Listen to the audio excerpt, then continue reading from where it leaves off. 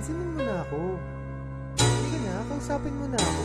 Ano bang problema natin? Maghiwalay na tayo. Bakit naman? Wala naman akong ginagawa ah. Wala naman yun eh. Ilang beses na kitang nanguhulong ng bababaeng, bababaeng, bababaeng, bababaeng, bababaeng, bababaeng, bababaeng, bababaeng, bababaeng, bababaeng.